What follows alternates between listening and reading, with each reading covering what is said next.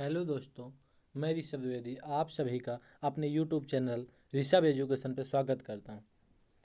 हम आज पढ़ने वाले हैं पॉलिटी। पॉलिटी अभी जो पॉलिटी रहेगी तो शुरू से अंत तक रहेगी, क्योंकि सबसे जीएस पे जो भी एग्ज़ाम होते हैं, कम्पिटिटिव एग्ज़ाम होते हैं, तो जीएस में सबसे ज़्यादा एक्यूरेसी पॉलिटी की रहती है। तो शुरू करते हैं भारत के संविधान से। भारत के संविधान से शुरू करते हैं और हम लोग पहले क्वेश्चन पे आ जाते हैं कि भारत में सर्वप्रथम संविधान सभा की मांग किसने की थी। संविधान से शुरू करते तो संविधान बनाया किसने? संविधान सभा ने।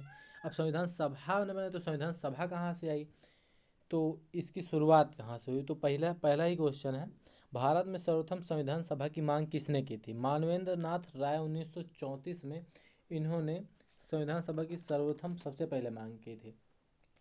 ये वामपंथी नेता थे, ठीक है। इनकी आधिकारिक मांग सबसे पहले हुई थी। और दूसरे नंबर पे ही आ जाता वयस्क मताधिकार के आधार पर संविधान सभा की मांग किसने की थी? तो जवाहरलाल नेहरू 1938 पे। तो इस पे डाउट हो जाता है बहुत से लोग, जैसे अगर क्वेश्चन पूछ लिया तो भारत में सर्वप्रथम संविधान सभा की मांग किसने की थी, तो लगा के आ जाते जवाहरलाल नेहरू, बल्कि मानवेंद्र नाथ राय ये वामपंथी नेता थे और थे कांग्रेस के ही। और जवाहरलाल नेहरू 1938 में इन्होंने सबसे पहले वयस्क मताधिकार के आधार पर संविधान सभा की मांग की थी। इसी मांग का पुरजोर समर्थन किया था। और तीसरा क्वेश्चन है, संविधान सभा का गठन किस योजना के द्वारा हुआ था? तो ये है कैबिनेट मिशन योजना, जुलाई 1946 में हुआ था। कैबिनेट मिशन योजना आई, इसके आधार पर एक प्रस्ताव प्रस्तुत किया गया, प्रस्ताव पारित किया। इसके बाद जुलाई 1946 में कैबिनेट मिशन योजना का गठन हुआ। इसके बाद चौथा नंबर है, स्वतंत्रता के समय ब्रिटेन के प्रधानमंत्री कौन थे? क्लीमेंट एटली ब्रिटेन के प्रधानमंत्री थे। तो द्वितीय विश्व युद्ध के बाद जब ब्रिटेन में 1945 में द्वितीय विश्व युद्ध समाप्त हुए, इसके बाद ब्रिटेन में चुनाव हुए और लेबर दल के पार्टी के नेता क्लीमेंट एटली ब्रिटेन के पीएम बने थे तब। और इन्होंने बनते ही 14 मार्च 1900 जैसे प्रधानमंत्री बनते, इसके बाद 14 मार्च 1946 को प्रधानमंत्री इटली द्वारा इसके वहाँ पे बातचीत की जाती है कि इंडिया को अब स्वतंत्र करना है।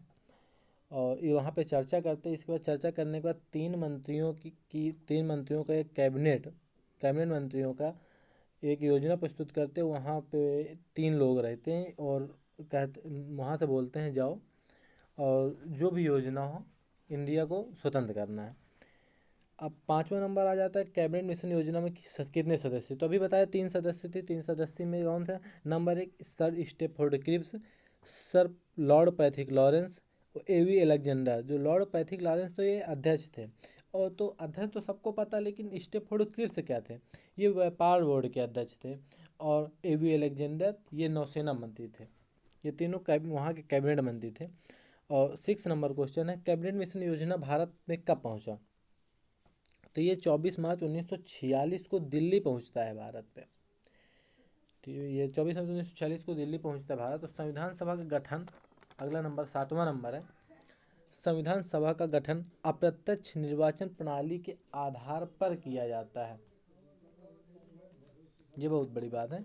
अप्रत्यक्ष निर्वाचन प्रणाली क्या? अप्रत्यक्ष मतलब हम लोग अभी चुनाव जो भी वोटिंग करते हैं तो प्रत्यक्ष निर्वाचन प्रणाली, लेकिन ये अप्रत्यक्ष निर्वाचन प्रणाली थी। मतलब इस पे सीधे हम लोगों का अधिकार नहीं था कि हम लोग सीधे जाके वहाँ चुनाव कर सकते थे। इस पे 10 लाख लोगों के बीच में एक व्यक्ति चुना जाता था, वो भी अप्रत्यक्ष तौर पर चुना जाता था। कैबिनेट मिशन योजना लॉन्च हुई। इसमें योजना में प्रावधान, योजना तो लॉन्च हो गई, लेकिन इसमें प्रावधान क्या थे? प्रावधान तो सबसे पहला प्रावधान था, ब्रिटिश प्रांत और देशी रियासतों को मिलाकर भारतीय संघ की स्थापना की जाएगी। यहाँ पर पहला प्रावधान था, ब्रिटिश प्रांत और देशी रियासत को मिलाकर एक भारतीय संघ की स्थापना करना था, तथा भारतीय एकता बनाए रखने के लिए मुस्लिम लीग द्वारा पाकिस्तान बनाने की मांग को ठुकरा दिया गया था। मुस्लिम लीग ने पाकिस्तान बनाने की मांग की थी, लेकिन जब इंडिया की एकता बनाए रखना था तो उसकी मांग को ठुकरा दिया गया था। और संविधान सभा का अप्रत्यक्ष निर्वाचन प्रणाली के आधार पर बता दिया। अप्रत्यक्ष निर्वाचन प्रणाली है क्या? निर्वाचन प्रणाली वही है कि 10 लाख लोगों पर एक व्यक्ति चुनना था